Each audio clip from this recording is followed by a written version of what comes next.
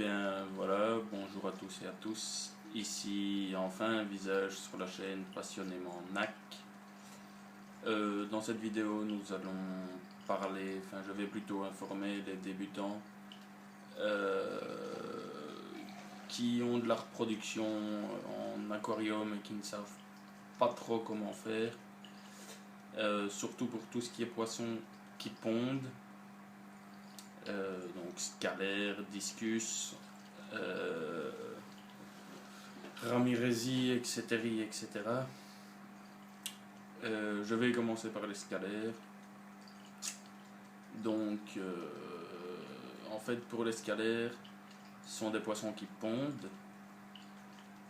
C'est assez facile à reconnaître quand les scalaires vont s'accoupler parce qu'on voit ce qu'on appelle les petits oviducts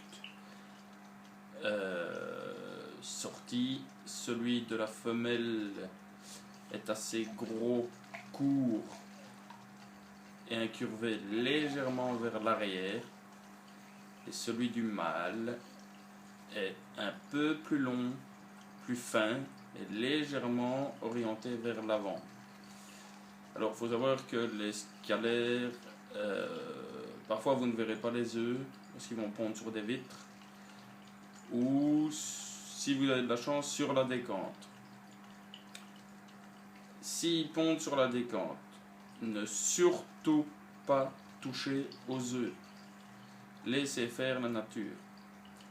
Laissez faire la nature, ce que j'entends par là, c'est-à-dire que le papa et la maman, vous pourrez le voir dans vos bacs, mais le papa et la maman, donc le couple qui à ce moment-là deviendra couple reproducteur,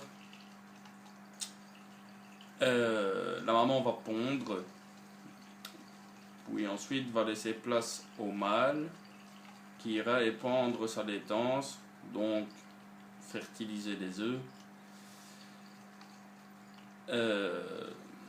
et ainsi de suite. Donc le mâle ira fertiliser ce que la femelle a pondu. Ensuite, ce que fait le mâle se retire, la femelle continue à pondre, le mâle la suit en fertilisant. Alors ensuite, si entre guillemets malheureusement c'est sur la décante ou sur une vitre, ou éventuellement sur une feuille de plante d'aquarium, mais des larges feuilles, l'idéal étant de laisser les œufs dans le bac. Pourquoi? De 1, parce que si vous retirez les œufs alors qu'ils ne sont pas sur un support que vous avez installé, vous risquez de les écraser et donc de tuer plusieurs dizaines d'alevins. De 2, dans la nature, les scalaires en fait se relaient. Donc la femelle, comme je viens de le dire, la femelle pond, le mâle fertilise. Et puis ensuite, les deux parents se relaient pour faire ce qu'on appelle la ventilation des œufs.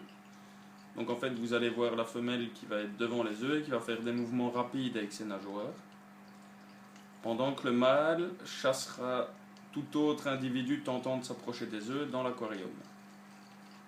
Et vice versa, donc c'est-à-dire que la femelle va ventiler, quand la femelle aura fini de ventiler, le mâle va aller ventiler, et c'est la femelle qui chassera.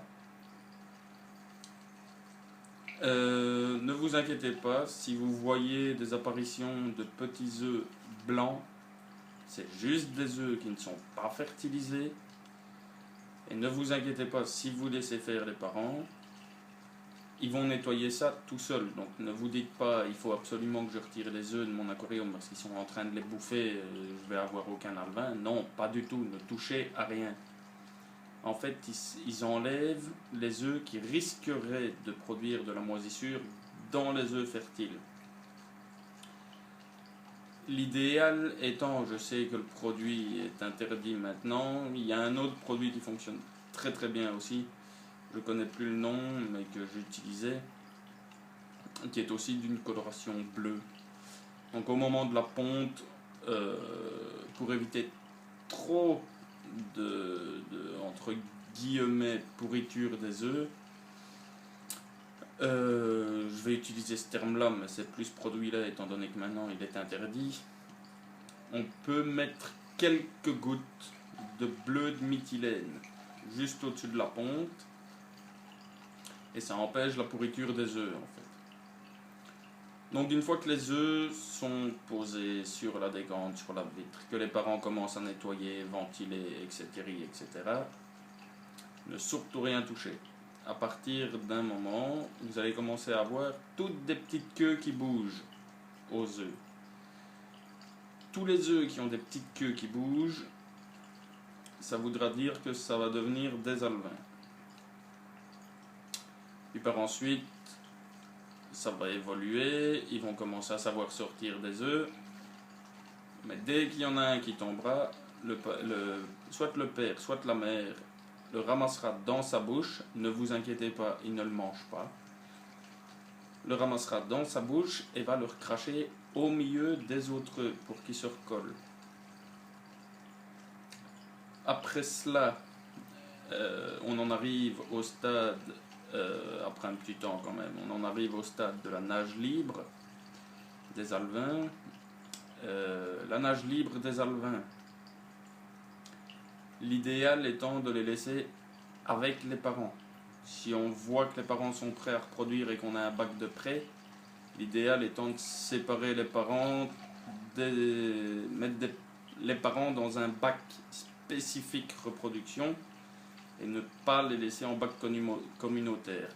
Il y a plus de chances de réussite en bac d'élevage, donc en mettant juste le couple pour qu'ils pondent et qu'ils s'occupent des alevins, rien que en bac communautaire. Pourquoi? Parce qu'en bac communautaire, il va avoir tous les poissons que vous avez avec, soit s'il y a trop de courant, si les parents sont trop énervés, si vous faites trop de passages devant l'aquarium, ça va gêner les parents. Et là, à ce moment-là, il y a des risques que les parents ne mangent les œufs, malheureusement. Ou, une des possibilités aussi, c'est que ça soit la toute première ponte. Donc, pour en revenir aux alevins, quand ils seront avec les parents, ne surtout pas les retirer du bac, les laisser avec les parents.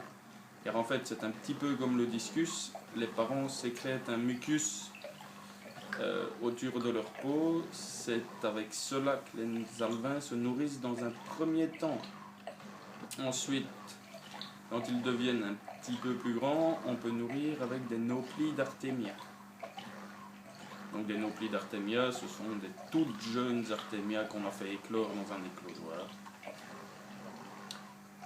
Donc, en toute logique, ça devrait aller. Donc l'idéal étant, quand on voit que ça va reproduire, soit de séparer le couple, de mettre dans un bac spécifique élevage, avec un pondoir ou une ardoise ou des trucs du style. Pas besoin d'aller vous ruiner pour de la reproduction. Un pot en terre cuite, sur ça d'auteur, bien rincé à l'eau chaude, ou une ardoise de toit que vous aurez au préalablement lavé à l'eau chaude. L'ardoise, autant l'ardoise que le pot, si vous laissez en communautaire, vous pouvez mettre l'ardoise en oblique sur votre décante, ça leur fera un support de ponte, ou le pot retourné, ça forme un cône. Et le pot, vous le mettez où vous voulez dans le bac. Donc voilà, donc l'idéal pour réussir une reproduction de scalaire, c'est ou le bac d'élevage, ou leur mettre des supports de ponte, donc ardoise et pot en terre cuite. Voilà, salut, si vous avez d'autres questions, n'hésitez pas à me contacter sur l'adresse mail qu'il y aura dans la description. Et si vous avez aimé cette vidéo, n'hésitez pas à appuyer sur le petit pouce en l'air en dessous de la vidéo et n'hésitez pas à commenter. Voilà, salut.